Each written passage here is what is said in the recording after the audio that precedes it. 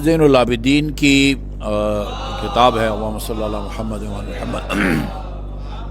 وآل محمد رسالہ حقوق نام کی کتاب ہے جو امام زین العابدین کے فرمان پر مشتمل ہے۔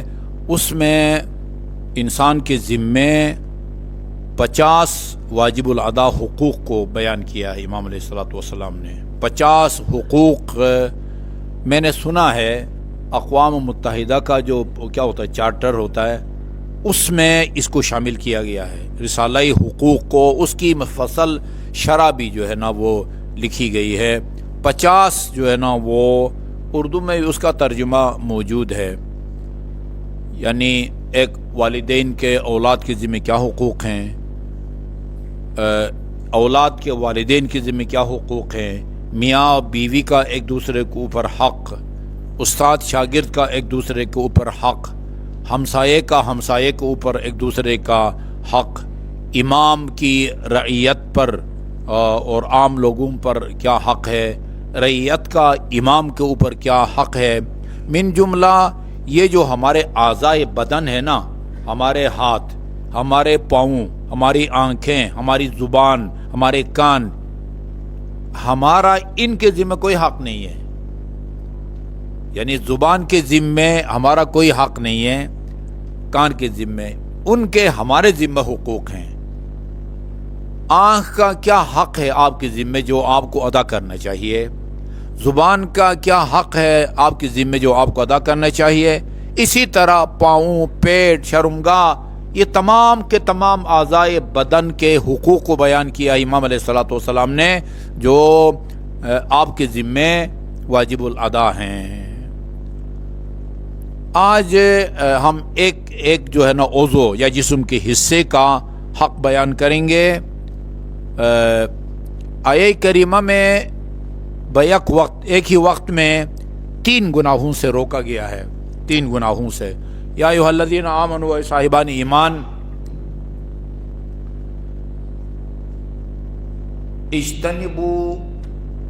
اجتنبوا کثیرا من الظن،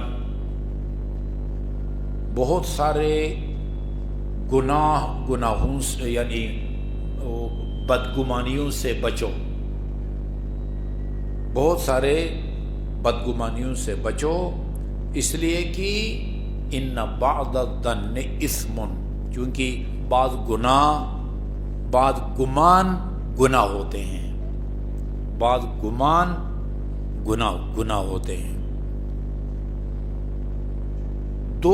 دو قسم کے جو گمان ہیں وہ قابل مذمت ہیں، ان کا گناہ ہے۔ ایک قسم کا گمان وہ قابل تعریف ہے۔ خدا کے بارے میں بدگمانی یہ قابل مذمت ہے۔ 2 دن پہلے خاتون نے فون کیا تھا، میرے 6 یا 7 سال کا بھانجا یہ فوت ہو گیا، پتہ نہیں کیوں کیا ایسا خدا نے۔ ٹھیک ٹھاک اللہ تعالیٰ پر وہ اعتراض کر رہی تھی۔ یہ ہم دعائیں مانگتے ہیں، اللہ تعالیٰ وعدہ کرنے کے باوجود کہ تم دعا کرو قبول کروں گا، دعا قبول کروں گا، پتہ نہیں وعدہ کر کے پھر قبول کیوں نہیں کرتا۔ یہ خدا کے خلاف بدگمانی ہے۔ خدا ہم سے زیادہ ہمارے مفادات کو سمجھتا ہے کہ اس دعا کو قبول کرنا یہ اس کے دنیا اور آخرت کے مفاد میں ہے یا نہیں ہے۔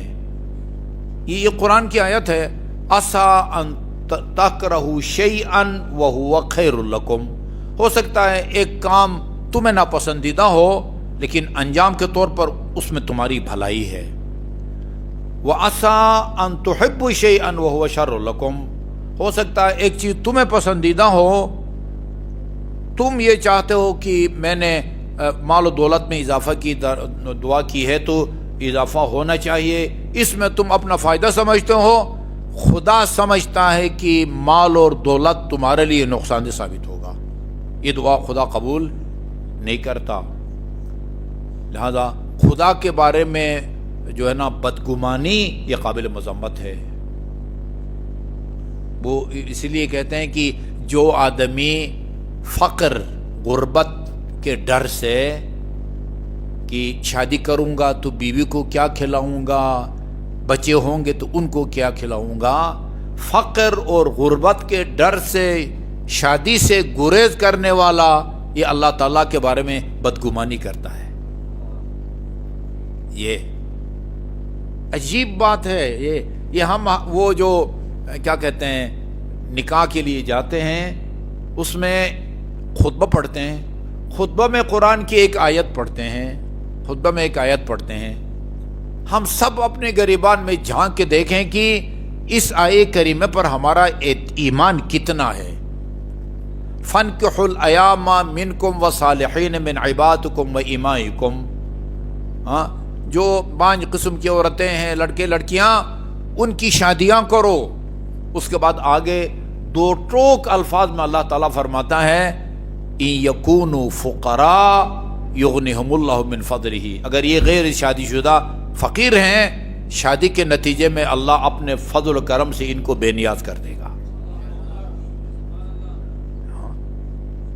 اسی لیے جو فقر کے ڈر سے شادی نہیں کرتا، اچھا خدا فرماتا ہے شادی کرو برسر روزگار ہوگے، بندہ کہتا ہے نہیں پہلے روزگار ہونا چاہیے پھر شادی کروں گا، کس کا خیال ٹھیک ہے؟ اللہ کا ٹھیک ہونا چاہیے نا۔ یہ برا ہے۔ لوگوں کے بارے میں بھی بدگمان ہونا قابل مذمت ہے، اپنے بارے میں بدگمان ہونا یہ قابل تعریف ہے۔ اپنے بارے میں نا، اپنے بارے میں، یعنی بعض روایات میں ہے سب کو اپنے آپ سے جو ہے نا وہ بہتر سمجھو۔ یہ بدگمانی 3 کاموں سے روکا ہے اللہ تعالیٰ نے۔ اجتنبوا کثیرا من الظن، بہت سارے گناہوں سے بچو، ان بعض الظن اثم، کیونکہ بعض گمان گناہ ہوتے ہیں، یہ ایک ہر کام۔ دوسرا ولا تجسسوا، تجسس نہ کرو، کھوجی نہ بنو، کھوجی، ٹھیک ہے نا، کھوجی نہ بنو۔ ولا یغتب بعضکم بعضا، ایک دوسرے کی غیبت مت کرو۔